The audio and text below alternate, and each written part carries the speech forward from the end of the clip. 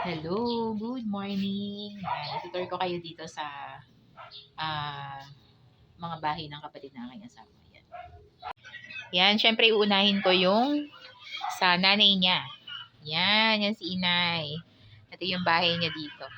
Yan. Yan. Yan, ito yung munting bahay ni inay. Nay, hi naman nay. Hi.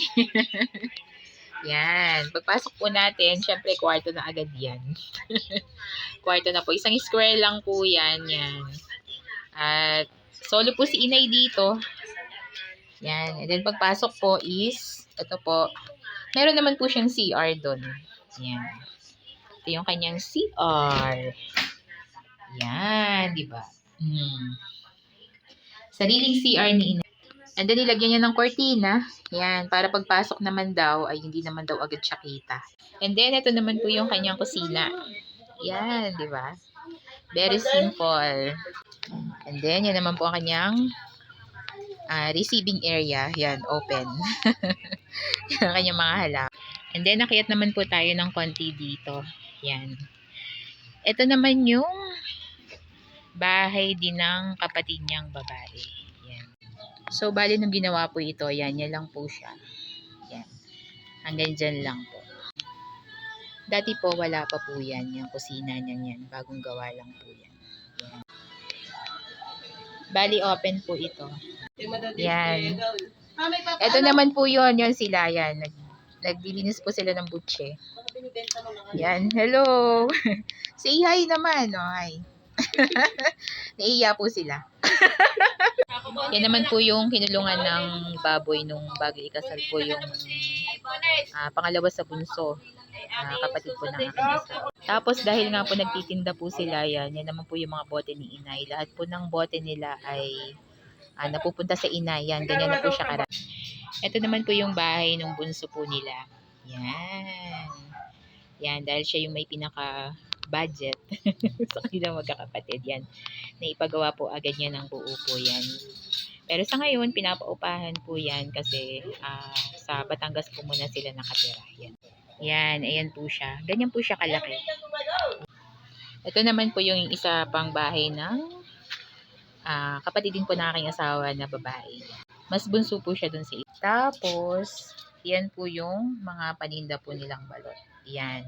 Bali yung balot po nila is kaya masarap is dahil inaano po talaga nila na maging tama po yung bilang ng araw. So, bali po dati, ito lang po yung kauna-unahan po na ginawa po ng bahay po. Bali, isang kwarto lang po yan.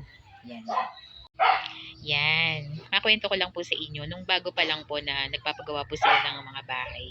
Lagi pong tigi isang kwarto lang. Then may isa pong CR. Yun, kagaya po na nakita nyo po kanina.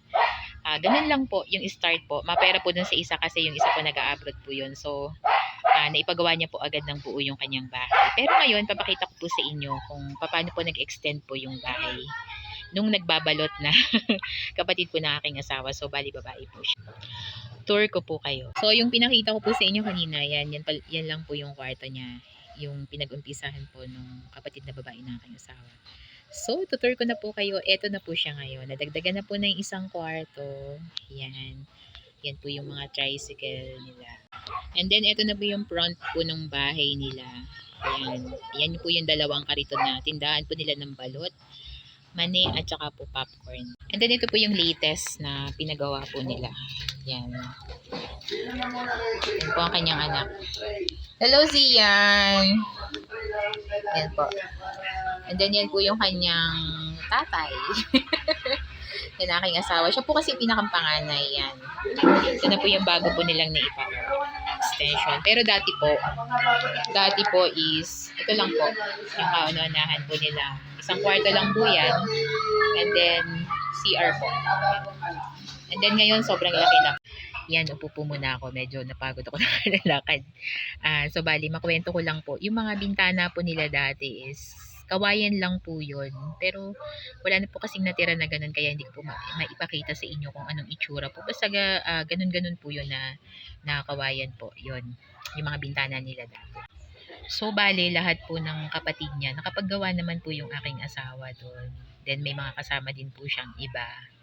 Pero ito pong huling ipapakita ko po sa inyo is talagang pamula po nung buuin, yung aking asawa lang po at saka yung kapatid po niya yung naggawa hanggang sa matapos. At na-amaze po ako dito kasi nabuo po siya kasi dati po puro kwarto lang and then CR, yun lang po yung mga pinag-uumpisahan. Pero ito po as in isang buong bahay po siya. Kaya nakakatuwa. And then tour ko po kayo doon. So ang akin pong tatay nanghingi ng kape. So naupit po yung pagtutur ko sa inyo. Ayan, naglilinis na po sila ng balot para po sa pagtitinda po mamaya. So natimpla ko na po ng kape yung tatay ko. Kaya start na po tayo ng tour dun sa sinasabi ko po sa inyo na na-amaze po talaga ako kasi sila lang talaga yung bumuo, yung asawa ko tsaka po yung mga kapatid niya. Yan po yung tagiliran ng bahay. Yan. And then ito po, hindi ko po pala napansin, meron pa po palang kawayan. Yan, kawayan pa po pala yung nakalagay. So, bale, yung mga dati po, nung bagong gawa po yung bahay ng mga kapatid ng asawa ko, yung nag-start pa lang po. Ganyan pong kawayan yun. Yan, so, ito pong bahay na ito ay katabi lang po ng sa inay. Yan. Yan po. Inattach po dyan. Yan. And then, pasok na po tayo. Yan ang receiving area po nila. And then, ayan po ang kanilang kusina. At ang nakakatuwa po, yan, dalawa po yung kwarto. Yan. Yan po yung mga pamangkin ko. Yan. Yung pinto, yan, sila rin po gumawa niyan. As in talagang lahat po sila. And then, ito po, wala po siyang pinto. Yan, kita nyo naman. Dalawang kwarto. Yan. And then, tingnan nyo naman po ang lababo. Asensado, nakatiles agad. Yan. And then, ito po ang kanilang CR. Yan, di ba?